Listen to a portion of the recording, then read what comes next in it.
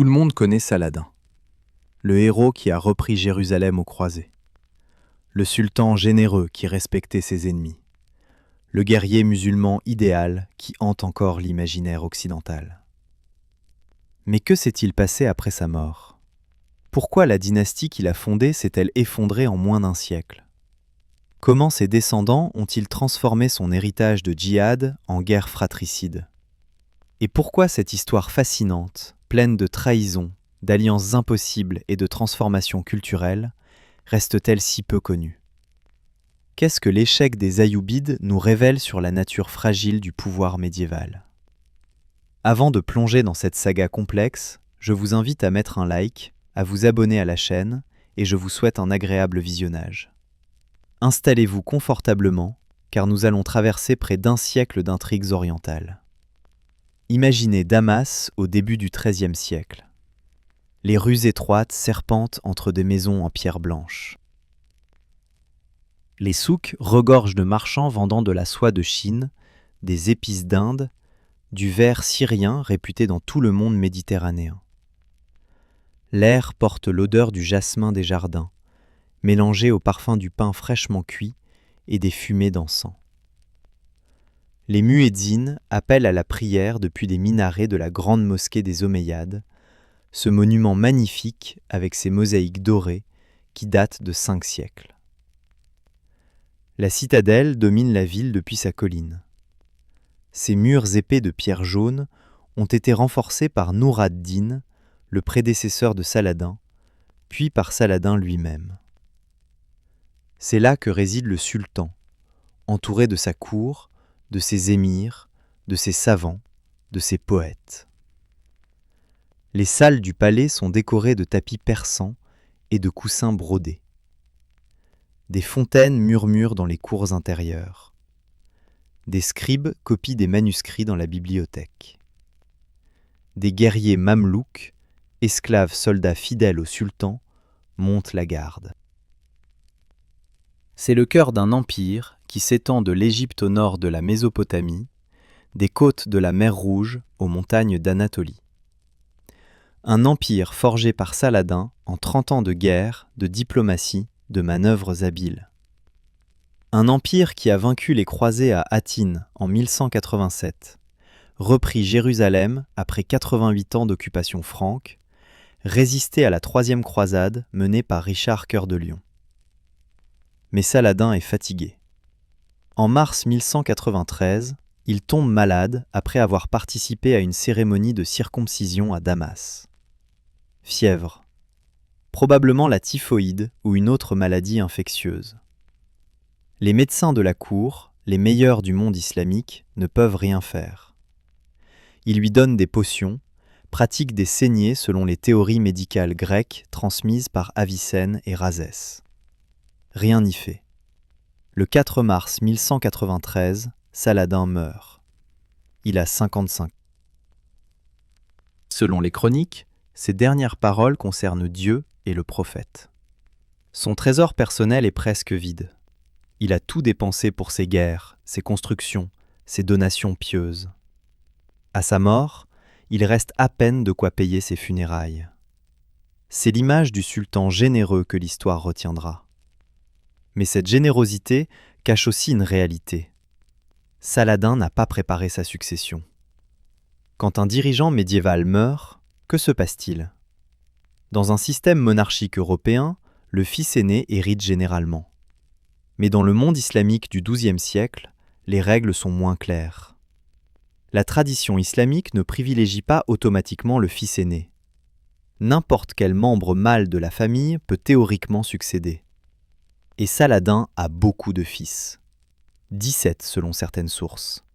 Plus ses frères, ses neveux, ses cousins, tous membres de la famille Ayyoubide, tous avec des prétentions au pouvoir. Le fils aîné s'appelle Al-Afdal. Il gouverne Damas comme vice-roi depuis plusieurs années. C'est un homme compétent, mais pas brillant. Il manque de charisme. Les émirs ne l'aiment pas particulièrement. Mais il est l'aîné. Il est à Damas. Il contrôle la capitale syrienne. Logiquement, il devrait hériter de l'empire entier. Mais El-Aziz, un autre fils de Saladin, gouverne l'Égypte depuis le Caire. L'Égypte est de loin la province la plus riche de l'Empire. Ses terres irriguées par le Nil produisent des récoltes abondantes. Ses taxes remplissent le trésor. Son commerce avec l'océan Indien enrichit les marchands. Qui contrôle l'Égypte contrôle les ressources qui permettent de payer les armées. Al-Aziz est plus jeune qu'Al-Afdal, mais il a un avantage économique écrasant. Un troisième fils, Al-Zahir, gouverne Alep depuis cette ville du nord de la Syrie. Alep est stratégique. Elle contrôle les routes commerciales vers l'Anatolie et la Mésopotamie. Elle est fortement fortifiée. Al-Zahir est jeune mais intelligent. Il s'entoure de bons conseillers. Et puis il y a les frères de Saladin. Al-Adil surtout.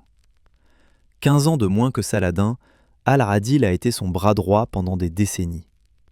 Il a gouverné l'Égypte pendant que Saladin guerroyait en Syrie. Il a négocié avec Richard Cœur de Lion. C'est un politique habile, un administrateur expérimenté, un général capable. Beaucoup d'émirs le respectent plus que les jeunes fils de Saladin. Mais peut-être est-il trop loyal pour simplement prendre le pouvoir. Dans les jours qui suivent la mort de Saladin, les manœuvres commencent. Al-Afdal se proclame successeur à Damas. Il prend le titre de sultan. Mais il ne peut pas forcer Al-Aziz en Égypte ou Al-Zahir à Alep à le reconnaître. Chacun reste maître dans sa province. L'empire de Saladin se fragmente immédiatement. Al-Adil observe. Il attend. Il négocie discrètement. Il suggère des compromis. Pourquoi ne pas diviser l'empire ? Chaque fils garde sa province. Ils coopèrent contre les croisés. Ils se soutiennent mutuellement. C'est une confédération plutôt qu'un empire unifié. Al-Afdal accepte, faute de mieux. Al-Aziz et Al-Zahir aussi. L'empire ayoubide devient un ensemble de sultanats apparentés mais semi-indépendants. Cette structure décentralisée semble fonctionner au début, mais elle contient les graines de la destruction. Car si les princes ayyoubides sont de la même famille, ils sont aussi des rivaux. Chacun veut étendre son territoire aux dépens des autres. Chacun cherche des alliés, y compris parmi les croisés que Saladin avait combattus toute sa vie. En 1194, Al-Afdal attaque Al-Aziz en Égypte. C'est la première guerre civile ayoubide, à peine 1 an après la mort de Saladin. Les deux frères mobilisent leurs armées. Mais ni l'un ni l'autre ne peut gagner une victoire décisive. Finalement, Al-Adil négocie une paix. Il se positionne comme médiateur indispensable. C'est une position inconfortable pour un oncle qui voit ses neveux se déchirer. En 1196, la situation se complique davantage. L'empereur germanique Henri VI conquiert la Sicile et menace de lancer une nouvelle croisade. Les croisés du royaume de Jérusalem, bien que réduits à une étroite bande côtière, restent dangereux. Ils négocient avec les princes ayyoubides, jouant l'un contre l'autre. Al-Afdal signe une trêve avec les Francs. Al-Aziz fait de même. Chacun cherche à s'assurer que les croisés n'aideront pas son rival. Cette diplomatie cynique aurait scandalisé Saladin. Lui qui avait consacré sa vie au djihad, à la guerre sainte contre les infidèles, voit ses fils négocier avec ces mêmes infidèles pour s'entretuer. Mais Saladin est mort. Ses fils sont pragmatiques. Ils veulent le pouvoir, pas la gloire spirituelle. En 1198, Al-Aziz meurt subitement au Caire. Il n'a que 29 ans. Une chute de cheval pendant une partie de polo, disent certaines sources. Une maladie, disent d'autres. Sa mort change tout. L'Égypte est le prix le plus important. Qui la contrôlera ? Al-Aziz laisse un fils, Al-Mansour, mais c'est un enfant. Al-Afdal à Damas voit une opportunité. Il marche sur l'Égypte avec son armée. Il va prendre le Caire, éliminer son jeune neveu, unifier l'empire sous son contrôle. Enfin, il sera le vrai successeur de Saladin. Mais Al-Adil agit plus vite. Il est déjà en Égypte, ayant servi de régent pour le jeune Al-Mansour. Quand Al-Afdal approche, Al-Adil rassemble les émirs égyptiens. Il leur rappelle qu'Al-Afdal est impopulaire, mauvais administrateur, querelleur. Lui, Al-Adil, a de l'expérience. Il a gouverné l'Égypte avant. Il connaît le pays. Les émirs acceptent. Ils reconnaissent Al-Adil comme sultan d'Égypte. Al-Afdal assiège le Caire en 1199. Mais il ne peut pas prendre la ville. Al-Adil résiste derrière les puissantes murailles fatimides.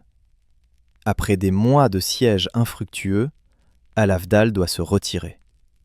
C'est une humiliation. L'oncle a vaincu le neveu. Al-Adil, le frère de Saladin, devient progressivement le véritable maître de l'Empire. En 1200, Al-Adil négocie un accord avec ses neveux. Al-Afdal garde Damas, mais doit reconnaître la suzeraineté d'Al-Adil.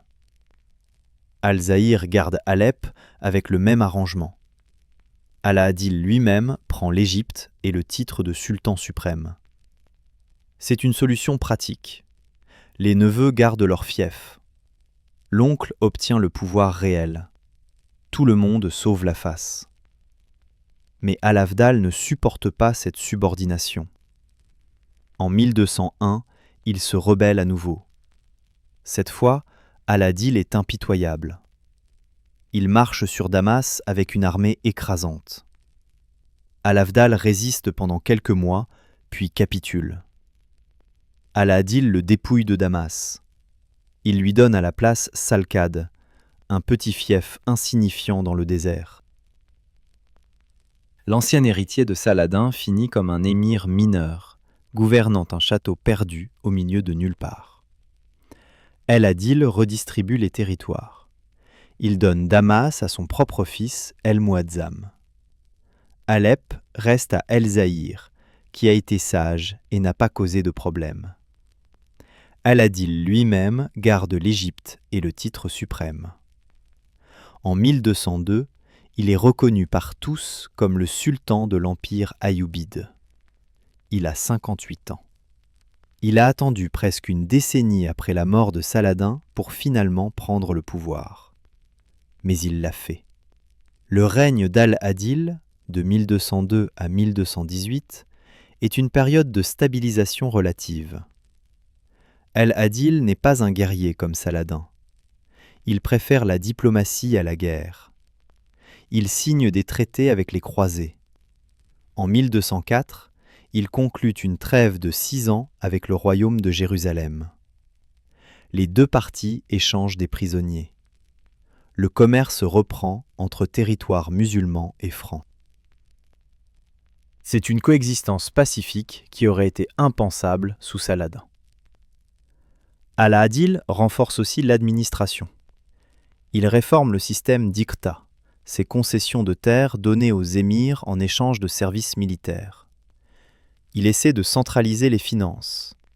Il construit des madrasas, ces écoles où l'on enseigne la loi islamique et la théologie. Il patronne des savants et des poètes. Sa cour au Caire devient un centre culturel brillant. Mais la paix avec les croisés ne dure pas. En 1213, le pape Innocent III lance la 5e croisade. Cette fois, les croisés sont intelligents. Au lieu d'attaquer la Syrie bien défendue, ils visent l'Égypte. Prendre l'Égypte signifierait couper les ressources qui alimentent la puissance ayoubide. C'est une stratégie brillante. En mai 1218, une flotte croisée arrive devant Damiette, une ville fortifiée à l'embouchure du Nil.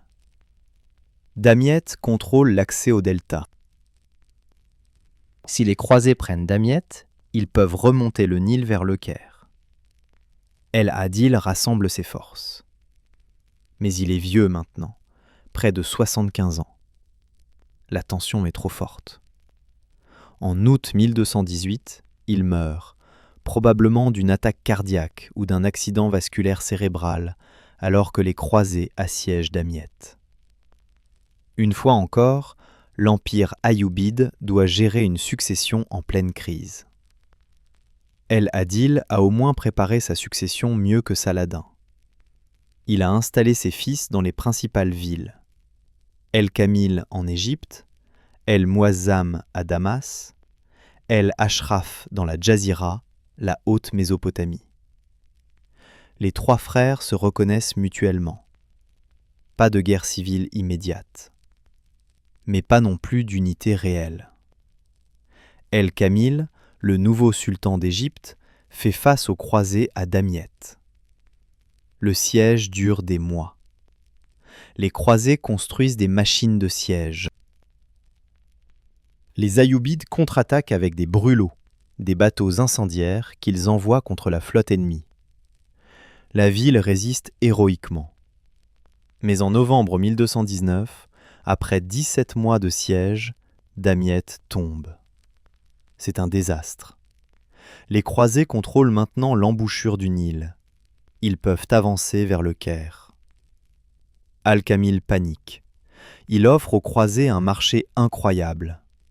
Il leur rendra Jérusalem, reconstruira les murs de la ville détruits par son père, libérera tous les prisonniers chrétiens en échange de l'évacuation de Damiette. C'est une offre extraordinaire.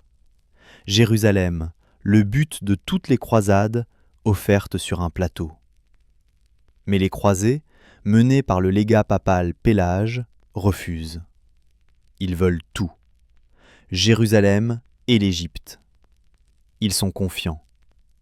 Trop confiants.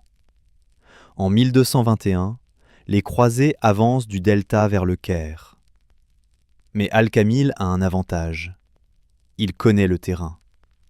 Il sait quand le Nil inonde.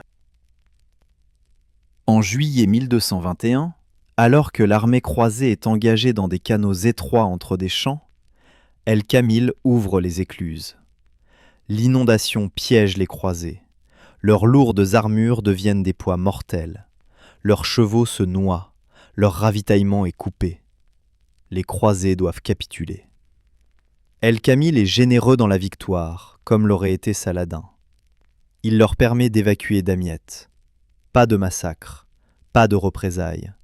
Juste un échange. Damiette contre la paix. Les croisés partent, humiliés.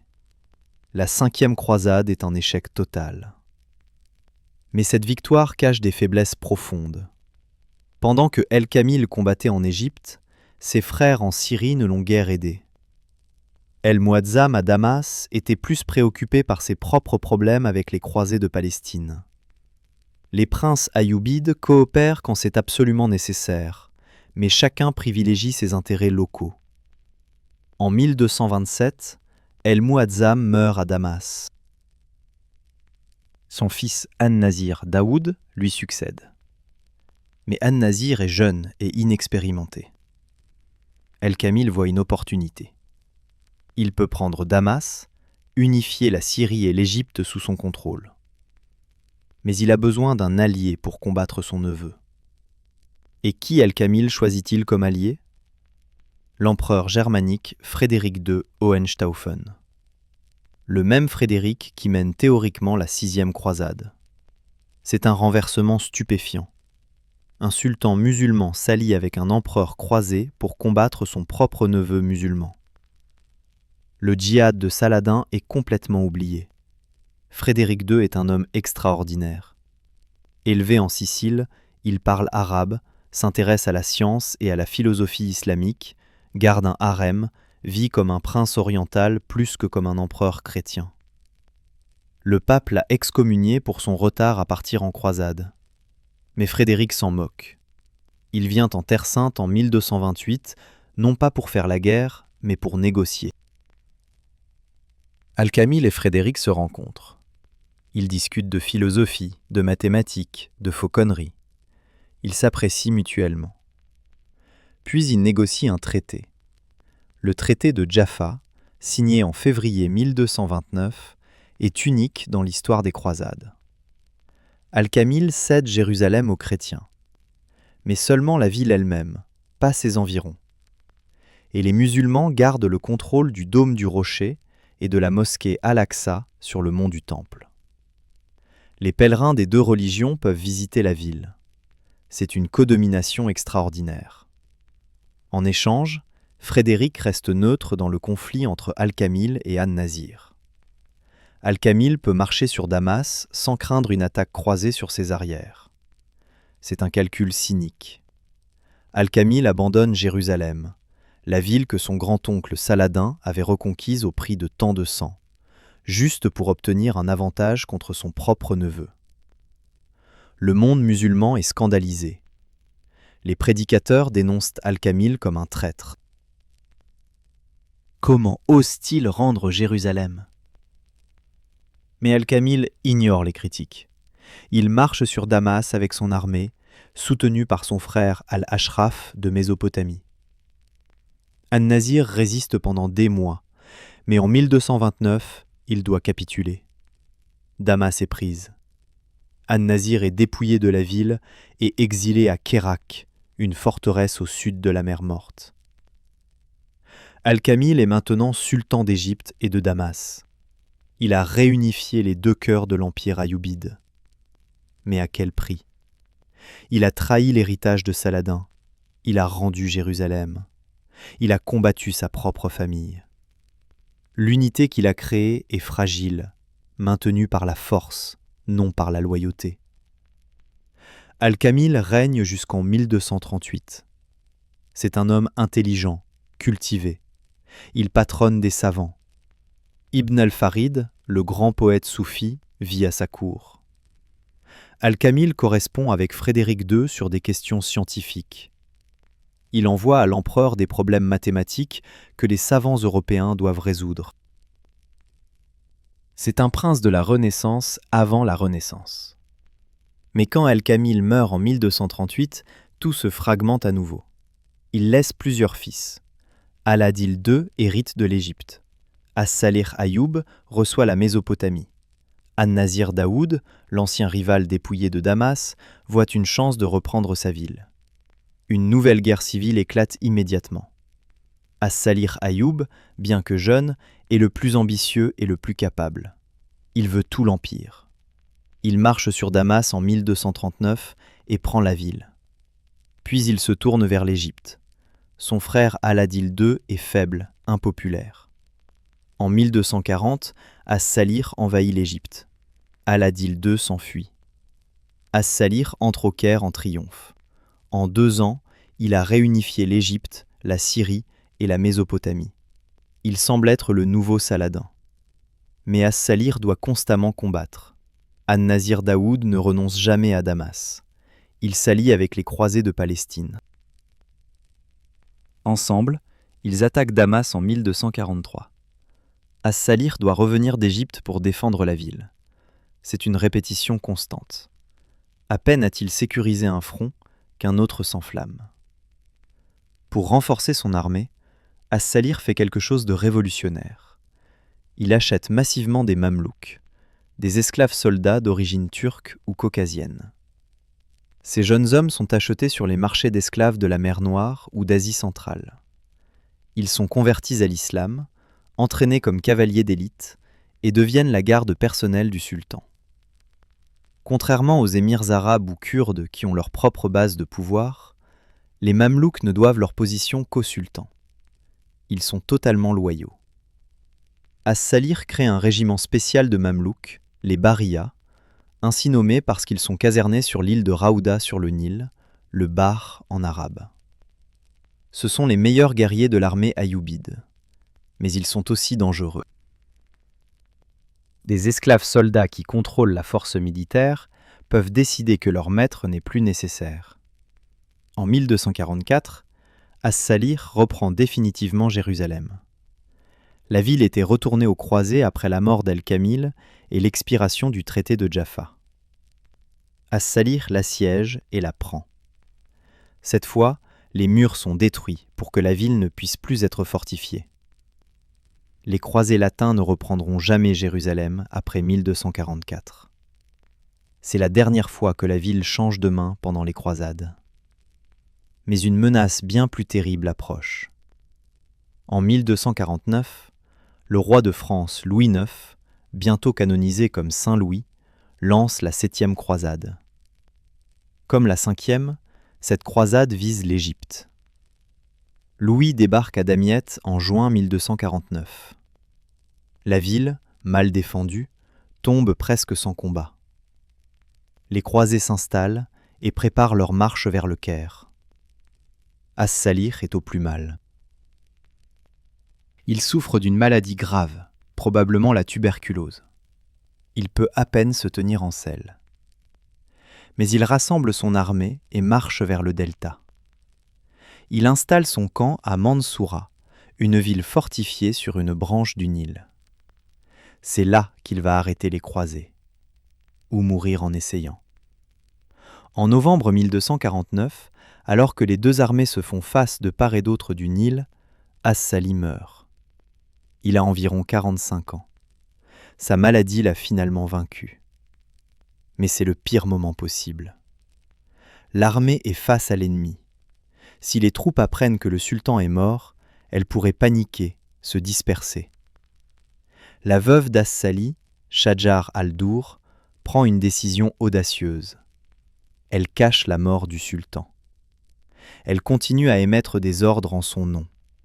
Elle fait croire qu'il est simplement malade et se repose. Seuls quelques proches connaissent la vérité. Le corps est secrètement embaumé et caché. L'armée ne sait rien. Shajar al-Dour est une femme extraordinaire. Ancienne esclave, peut-être d'origine turque ou arménienne, elle est devenue la favorite, puis l'épouse d'As-Salih. Elle est intelligente, cultivée, politiquement astucieuse, et maintenant elle gouverne de facto l'Égypte pendant que l'armée attend l'héritier d'As-Salih, Turan-Shah, qui est en Mésopotamie. Les croisés attaquent en février 1250. Ils traversent le Nil et avancent vers Mansoura. Le frère de Louis IX, Robert d'Artois, mène la charge avec les Templiers. Ils déferlent sur le camp musulman. Pour un moment, il semble que les croisés vont gagner. Ils entrent dans Mansoura. Robert d'Artois galope à travers les rues étroites, massacrant les défenseurs. Mais les Mamelouks Bahriya contre-attaquent. Mené par Baybars, un jeune émir mamelouk qui deviendra légendaire, il piège les croisés dans les rues. La cavalerie lourde franque est inutile dans ces espaces confinés. Les archers mamelouks les criblent de flèches depuis les toits. Robert d'Artois est tué. Les Templiers sont massacrés. Les survivants s'enfuient en désordre. C'est un tournant. Louis IX continue le siège, mais son armée est affaiblie. Le ravitaillement manque, les maladies se propagent dans le camp. Le scorbut, la dysenterie. Les soldats meurent plus de maladies que de combats. En mars, Turan-Shah arrive enfin de Mésopotamie et prend officiellement le commandement. Mais l'essentiel est déjà fait. En avril 1250, l'armée croisée tente de se retirer vers Damiette. Mais les Mamelouks les poursuivent. Ils coupent la retraite. À Fariskour, les croisés sont encerclés. Louis IX lui-même est capturé. Le roi de France, prisonnier des musulmans. C'est une humiliation sans précédent. Turan-Shah négocie une rançon énorme. 400 000 livres tournois, une fortune.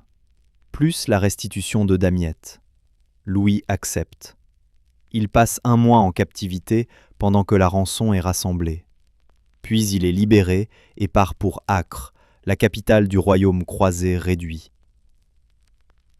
La 7e croisade est un désastre total. Mais Turan-Shah ne profite pas longtemps de sa victoire. Il commet une erreur fatale. Il méprise les Mamelouks Bahriya. Ces soldats esclaves qui ont sauvé l'Égypte, qui ont vaincu les croisés, Turan-Shah les traite comme des serviteurs. Il veut les remplacer par ses propres hommes venus de Mésopotamie. Il insulte Shajar al-Dour, la veuve de son père qui a si brillamment géré la crise. Les Mamelouks décident que Turan-Shah est un mauvais maître. En mai 1250, pendant un banquet, ils l'attaquent. Turan-Shah s'enfuit, se réfugie dans une tour en bois près du Nil. Les Mamelouks mettent le feu à la tour. Turanshah essaie de s'échapper en sautant dans le fleuve. Les Mamelouks le poursuivent dans l'eau et le tuent. Ils coupent son corps en morceaux. C'est un meurtre brutal du dernier sultan ayoubide d'Égypte. Et que font les Mamelouks ensuite? Ils proclament Shajar al-Dour sultane d'Égypte. Une femme sultan. C'est sans précédent dans l'histoire islamique sunnite. Les monnaies sont frappées en son nom. Les prières du vendredi sont prononcées en son honneur. Shajar el-Dour règne officiellement.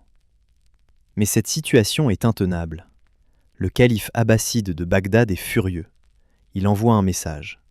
Si les Égyptiens n'ont pas d'hommes capables de gouverner, qu'ils le disent et Bagdad leur enverra quelqu'un. C'est une insulte mordante. Et c'est aussi une pression politique réelle. Sans la reconnaissance du calife, Shajar el-Dour n'a pas de légitimité religieuse. Après 80 jours, Shajar el-Dour abdique formellement. Mais elle ne renonce pas au pouvoir réel. Elle épouse Aybak, l'un des chefs mamelouks, et le fait proclamer sultan. Aybak règne officiellement. Shajar el-Dour règne de facto. C'est un compromis intelligent. Un homme sur le trône, une femme qui tire les ficelles dans l'ombre. En 1250, l'empire ayoubide a cessé d'exister en Égypte.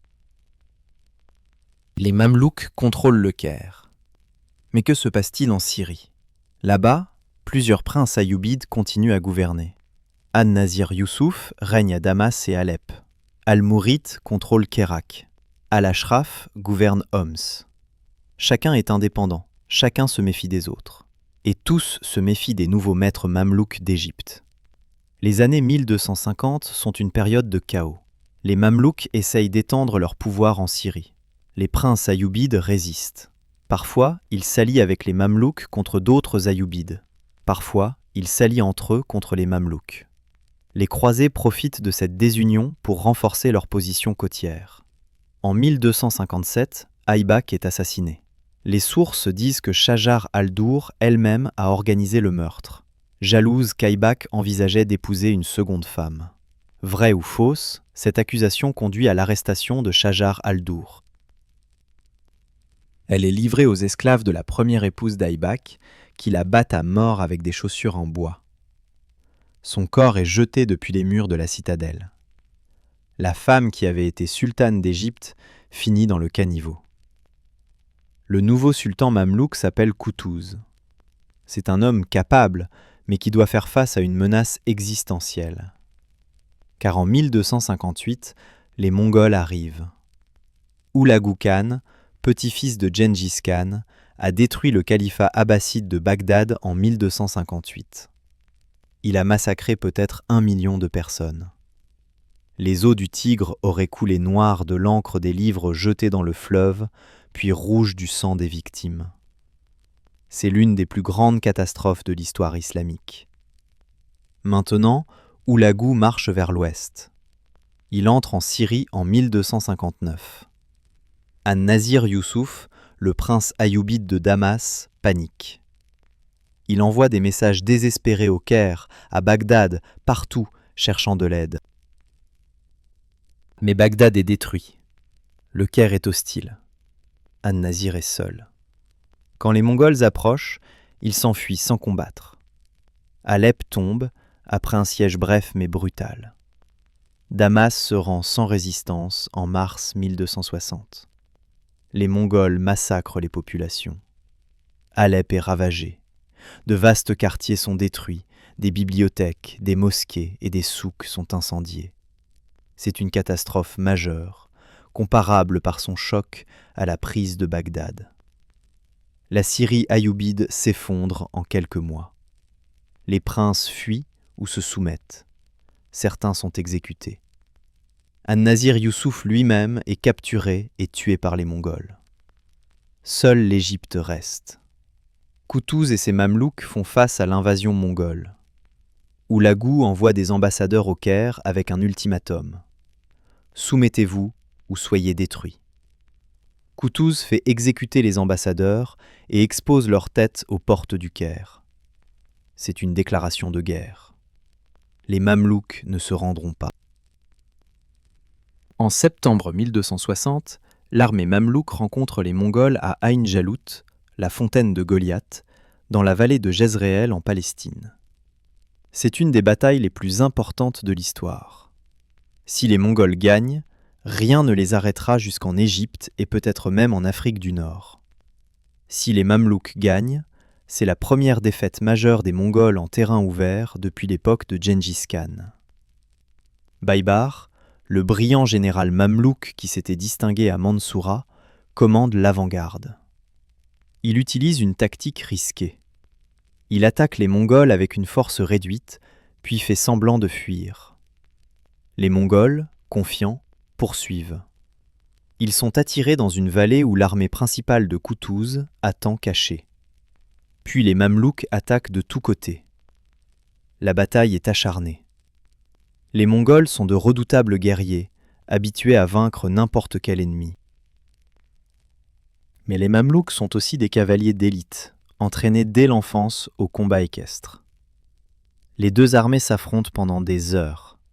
Finalement, la discipline mamelouk l'emporte. Les Mongols brisent et s'enfuient. Leur général Kitbouka est capturé et exécuté. Ain Jalut sauve l'Égypte. Sauve peut-être toute la civilisation islamique. Les Mongols se retirent en Perse. Ils ne reviendront jamais aussi loin vers l'ouest. Le sultanat mamelouk devient la puissance dominante au Proche-Orient. Et l'empire ayoubide? Il est fini. Les derniers princes ayyoubides en Syrie sont éliminés dans les années suivantes, soit par les Mamelouks, soit par les Mongols. En 1260, en rentrant de sa victoire à Ain Jalut, Koutouz est assassiné par Baïbar et d'autres émirs. Baïbar se proclame sultan. Il régnera jusqu'en 1277, créant un empire mamelouk puissant qui durera jusqu'à la conquête ottomane en 1517. Sous Baïbar, les derniers vestiges ayyoubides disparaissent. En 1261, il prend Damas définitivement. Les petits fiefs ayyoubides de Homs, Hama, Kérak sont absorbés les uns après les autres. Seul un petit état ayyoubides survit, le sultanat de Isn Keifa en Anatolie du Sud-Est. Cette principauté mineure, loin des grands centres de pouvoir, continue sous domination ayyoubides jusqu'en 1484, quand elle est finalement absorbée par les Akkoyunlu, une confédération tribale turkmène. C'est le dernier fragment de la dynastie fondée par Saladin, survivant obscurément pendant plus de 2 siècles après la chute des grandes principautés. Mais pourquoi les Ayyoubides ont-ils échoué si spectaculairement? Saladin avait créé un empire. En 3 générations, il était fragmenté et conquis. Quelles leçons pouvons-nous tirer de cet effondrement? La première leçon concerne la succession. Saladin n'a jamais établi de règles claires de succession. Dans son système, basé sur les traditions tribales kurdes et nomades, tous les membres mâles de la famille avaient des prétentions légitimes au pouvoir. Cela garantissait presque la guerre civile à chaque génération. Comparez cela avec les Ottomans, qui établiront plus tard le principe du fratricide. Quand un sultan ottoman monte sur le trône, il exécute tous ses frères pour éliminer tout rival potentiel. C'est brutal, mais ça évite les guerres civiles. La deuxième leçon concerne la structure du pouvoir. L'empire ayyubide n'était jamais vraiment centralisé. C'était une confédération de principautés familiales. Chaque prince avait sa propre armée, son propre trésor, sa propre administration. Le sultan suprême n'avait d'autorité réelle que sur ses propres domaines directs. Il ne pouvait pas ordonner aux autres princes. Il devait négocier, persuader, parfois combattre. C'est une structure qui fonctionne quand le sultan suprême est un homme fort, comme Saladin ou Al-Adil. Mais dès qu'il y a faiblesse au sommet, tout se fragmente. La troisième leçon concerne les alliances. Les Ayyoubides n'hésitaient pas à s'allier avec les croisés contre d'autres Ayyoubides. Cela montre un pragmatisme cynique, mais aussi l'absence totale d'idéologie unificatrice. Le djihad de Saladin était oublié. Les princes ne se voyaient plus comme les champions de l'islam contre les infidèles. Ils se voyaient comme des souverains indépendants poursuivant leurs intérêts dynastiques. Sans idéologie commune, sans cause partagée, rien ne les unissait vraiment. La quatrième leçon concerne l'armée. Les Ayyoubides dépendaient de plus en plus des Mamelouks. Ces soldats esclaves étaient efficaces, mais dangereux. Ils devaient loyauté au sultan qui les achetait et les entraînait. Mais si ce sultan mourait ou devenait faible, à qui devaient-ils loyauté ? À eux-mêmes. Les Mamelouks ont réalisé qu'ils étaient la vraie force militaire. Pourquoi servir des maîtres ayyoubides quand ils pouvaient gouverner directement ? La logique était implacable. Le système mamelouk contenait les graines de la destruction du système ayyobide. Mais au-delà de ces facteurs structurels, il y a aussi le contexte historique. Les Ayyoubides ont vécu à une époque de transformation massive. Les croisades continuaient, vague après vague. Les Mongols détruisaient l'ordre ancien en Asie et au Proche-Orient. Le commerce méditerranéen changeait avec l'essor des républiques maritimes italiennes. Le monde changeait plus vite que les institutions ayyoubides ne pouvaient s'adapter. Les Ayyoubides ont néanmoins laissé un héritage important. Architecturalement, ils ont construit magnifiquement. La citadelle du Caire, commencée par Saladin et complétée par ses successeurs, domine toujours la ville.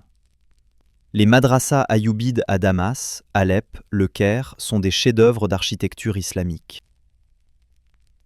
Ces écoles ont formé des générations de savants, de juges, d'administrateurs. L'éducation institutionnalisée qu'ils ont promue a transformé l'islam sunnite. Culturellement, la période ayyobide a été brillante. Les poètes florissaient. Ibn al-Farid, au Caire, écrivait sa poésie mystique soufie. Les historiens comme Ibn al-Athir documentaient les croisades du point de vue musulman. Les savants traduisaient et commentaient les textes grecs et persans. Les médecins développaient la pratique médicale. Ibn al-Nafis, qui vécut au Caire sous les derniers Ayyoubides et premiers Mamelouks, découvrit la circulation pulmonaire du sang 3 siècles avant Harvey. Économiquement, les Ayyoubides ont maintenu et développé le commerce. Leur territoire contrôlait les routes entre l'océan Indien et la Méditerranée. Les épices, la soie, les pierres précieuses transitaient par l'Égypte et la Syrie. Les marchands vénitiens, génois, pisans établissaient des comptoirs dans les ports ayyoubides. Ce commerce enrichissait les villes et finançait les cours princières. Religieusement, les Ayyoubides ont renforcé le sunnisme orthodoxe. Ils ont combattu les restes du chiisme fatimide en Égypte. Ils ont construit des madrasas pour enseigner la loi malékite, chaféite, hanéfite, hanbalite. Ils ont patronné les soufis orthodoxes tout en réprimant les mouvements hétérodoxes. Leur islam était à la fois mystique et légaliste, tolérant la diversité à l'intérieur d'un cadre orthodoxe strict. Mais leur héritage le plus durable est peut-être indirect. En créant le système mamelouk, les Ayyoubides ont créé leurs propres successeurs. Le sultanat mamelouk d'Égypte et de Syrie durera 267 ans. Il arrêtera les Mongols. Il éliminera définitivement les États croisés. Il contrôlera les lieux saints de l'islam. Il deviendra le protecteur du dernier calife abbasside, installé symboliquement au Caire après la destruction de Bagdad. Le sultanat mamelouk sera l'une des grandes puissances du monde médiéval tardif. Et les Mamelouks se considéraient comme les héritiers de Saladin. Ils invoquaient sa mémoire. Ils se proclamaient défenseurs de l'islam comme il l'avait été. Baybars restaurera les murs de Jérusalem que Saladin avait fait détruire. Il combattra les croisés avec la même détermination. Il créera un empire qui structurellement ressemblera beaucoup à celui de Saladin, mais avec un pouvoir central beaucoup plus fort. L'ironie est que les Mamelouks réussiront là où les Ayyoubides ont échoué, précisément parce qu'ils n'avaient pas de dynastie à préserver. Chaque sultan mamelouk était un ancien esclave qui avait gravi les rangs. Il n'avait pas de fils légitime à favoriser. Son successeur serait un autre mamelouk capable, choisi par les émirs pour sa compétence militaire. C'était une méritocratie brutale, où seuls les plus forts survivaient. Mais c'était aussi un système qui évitait les guerres de succession dynastiques qui avaient déchiré les Ayyoubides. Dans la mémoire collective arabe et islamique, les Ayyoubides sont presque entièrement éclipsés par Saladin. On se souvient du fondateur de la dynastie. On oublie ses descendants. C'est injuste d'une certaine manière. Al-Adil était un administrateur brillant.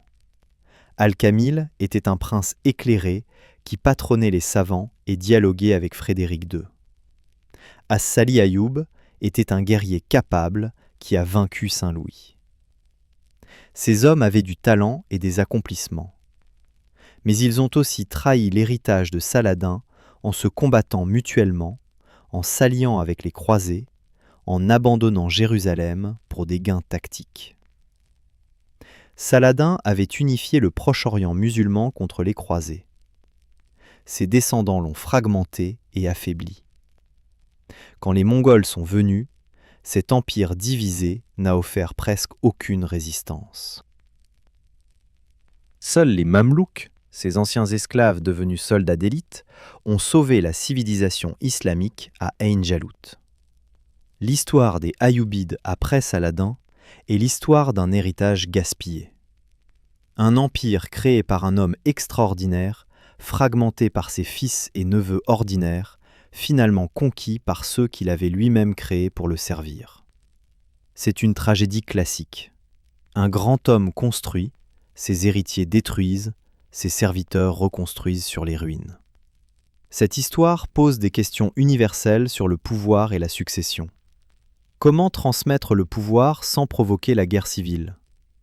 Comment maintenir l'unité d'un empire multiculturel ? Comment équilibrer les intérêts de la famille dirigeante avec ceux de l'État ? Les Ayyoubides n'ont jamais résolu ces questions. Leur échec a ouvert la voie aux Mamelouks, qui ont trouvé leur propre réponse imparfaite mais durable. Dans les souks de Damas ou du Caire aujourd'hui, peu de gens connaissent El-Kamil ou As-Sali Ayoub. Mais tout le monde connaît Saladin. Son nom vit dans la mémoire populaire comme le champion idéal de l'islam. Ses descendants sont oubliés, leurs querelles et compromis effacés par le temps. C'est peut-être injuste, mais c'est aussi compréhensible. Nous nous souvenons des fondateurs et des héros. Nous oublions ceux qui ont simplement essayé de survivre dans un monde qui s'effondrait autour d'eux. Les monuments ayyoubides demeurent. La citadelle du Caire avec sa mosquée de Muhammad Ali ottomane sur le sommet, mais dont les murs massifs furent posés par Saladin. Les madrasas de Damas, dont certaines fonctionnent encore comme écoles religieuses. Les caravansérails le long des routes commerciales. Les ponts et aqueducs. Les tombeaux de saints soufis que les Ayyoubides patronnaient. Tout cela témoigne d'une civilisation qui, malgré ses divisions politiques, était culturellement vibrante. Les textes ayyoubides aussi survivent. Les chroniques d'Ibn al-Hafir nous donnent une perspective musulmane sur les croisades. Les biographies de Saladin, écrites par Baha ad-Din ibn Shaddad et Imad ad-Din al-Isfahani, nous permettent de connaître le sultan mieux que presque n'importe quel dirigeant médiéval. Les manuels de droit, compilés dans les madrasas ayyoubides, ont influencé la jurisprudence islamique pendant des siècles. La poésie d'Ibn al-Farid est toujours récitée dans les cercles soufis. Mais la dynastie elle-même est morte. Les Mamelouks ont tué le dernier sultan ayyóubide d'Égypte en 1250. Les Mongols ont éliminé les princes ayyoubides de Syrie en 1260. Les petites principautés d'Anatolie ont survécu encore un peu, mais elles étaient marginales, sans importance réelle dans le grand jeu du pouvoir. L'histoire aurait-elle pu être différente ? Si les fils de Saladin avaient coopéré au lieu de se combattre, auraient-ils pu maintenir l'empire ? Probablement pas. Les forces de fragmentation étaient trop fortes. La géographie seule rendait difficile le contrôle centralisé de l'Égypte à la Mésopotamie avec les technologies du XIIIe siècle. Les communications étaient lentes. Un message prenait des semaines pour aller du Caire à Alep. Un sultan ne pouvait pas micromanager des provinces éloignées. Et puis il y avait les croisés et les Mongols, deux menaces existentielles qui auraient défié n'importe quel empire. Les Ayyoubides ont réussi à survivre aux croisades, mais seulement en s'affaiblissant mutuellement. Ils n'ont pas pu survivre aux Mongols parce que leur empire était déjà fragmenté quand Houlagou est arrivé. Peut-être que le vrai miracle n'est pas que l'empire ayyubide soit tombé, mais qu'il ait duré aussi longtemps. 67 ans de Saladin à Turanshah. Presque un siècle si on compte les petites principautés survivantes. Pendant cette période, il a gouverné certaines des régions les plus riches et stratégiques du monde. Il a produit une culture brillante. Il a maintenu le commerce international. Il a formé les soldats qui sauveraient finalement la civilisation islamique des Mongols. L'échec des Ayyoubides nous enseigne que même les plus grands fondateurs ne peuvent garantir que leurs héritiers maintiendront leur œuvre. Saladin était exceptionnel. Ses fils et neveux étaient ordinaires. Ce n'est pas une critique. La plupart des gens sont ordinaires. Le problème est de construire un système qui fonctionne avec des dirigeants ordinaires, pas seulement avec des génies. Les Mamelouks, paradoxalement, ont créé un tel système. Non pas parce qu'ils étaient plus intelligents, mais parce que leur système était basé sur la compétence militaire plutôt que sur l'hérédité. Chaque génération de Mamelouks devait prouver sa valeur. Ceux qui échouaient étaient éliminés, souvent violemment. C'était darwinien et brutal. Mais c'était aussi efficace. Les Ayyoubides, attachés aux liens familiaux et aux traditions tribales kurdes, n'ont jamais pu être aussi impitoyables. Ils ne pouvaient pas exécuter leurs propres cousins, même quand la logique politique le dictait. Cette sentimentalité, ou cette humanité selon le point de vue, les a affaiblis. Les Mamelouks, sans liens familiaux à préserver, pouvaient être complètement pragmatiques. Y a-t-il une leçon morale ici ? Que la loyauté familiale est une faiblesse ? Que la brutalité méritocratique est préférable à la dynastie héréditaire ? Je ne crois pas. L'histoire ne livre pas de leçons morales simples. Elle montre simplement ce qui s'est passé et pourquoi. Les Ayyoubides ont choisi un certain système. Ce système avait des faiblesses. Ces faiblesses ont causé leur chute. Les Mamelouks ont choisi un système différent avec des faiblesses différentes. Eux aussi finiraient par tomber face aux Ottomans.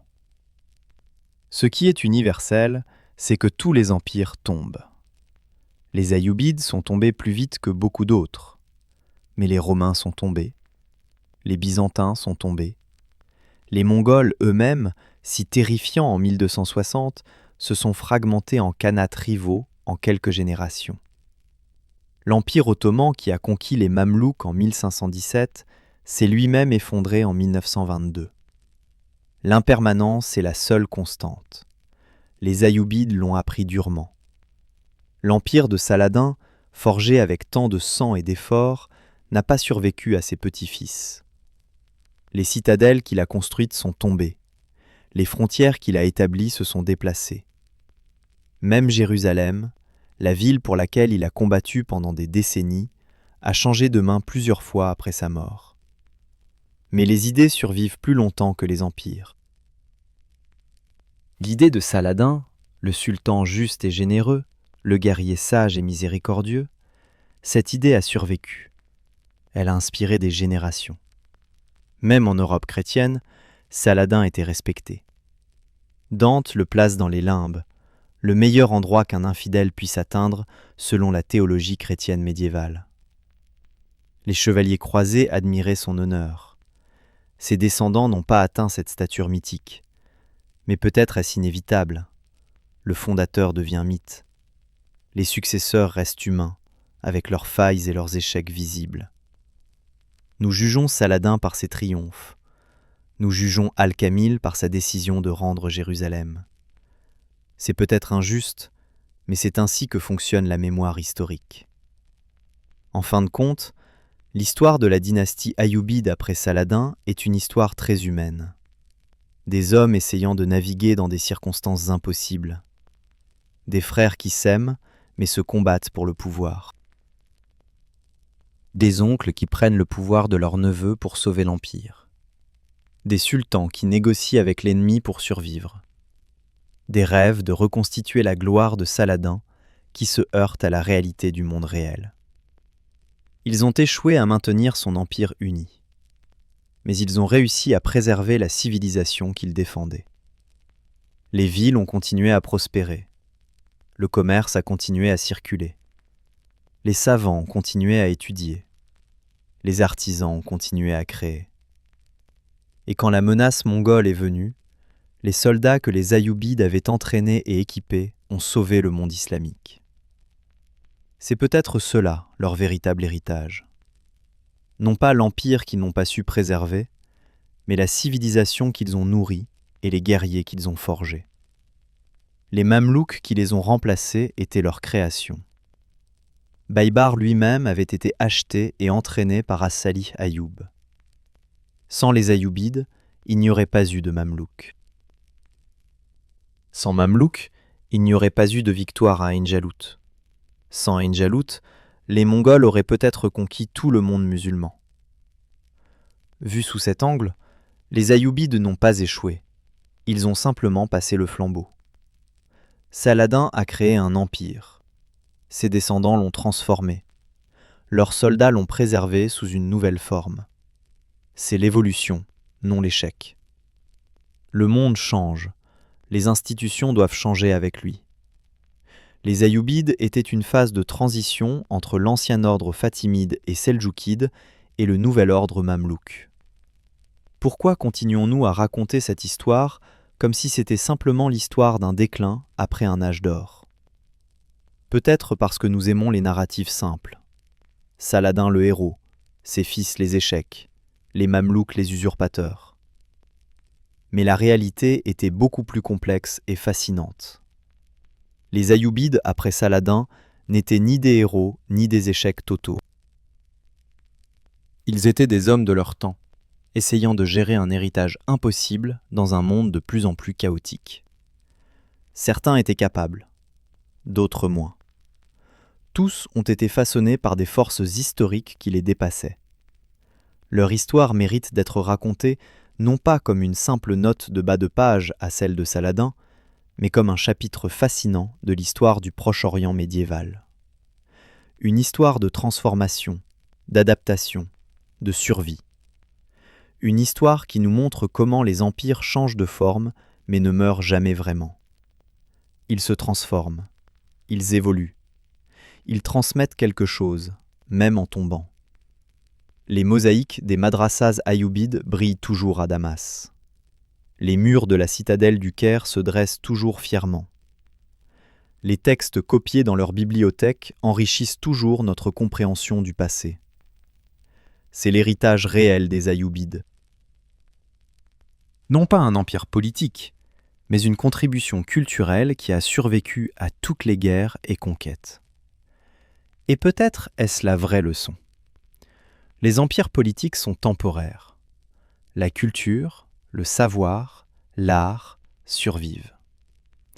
Saladin a conquis un empire. Les Ayyoubides ont perdu cet empire.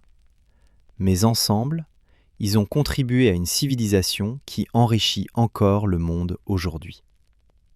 C'est un héritage dont on peut être fier, même si l'empire lui-même a disparu il y a 8 siècles. Je vous invite à proposer des thèmes pour de nouvelles histoires dans les commentaires, à vous abonner à la chaîne et à mettre un like. Bonne nuit et que l'histoire des Ayyoubides vous accompagne dans vos rêves.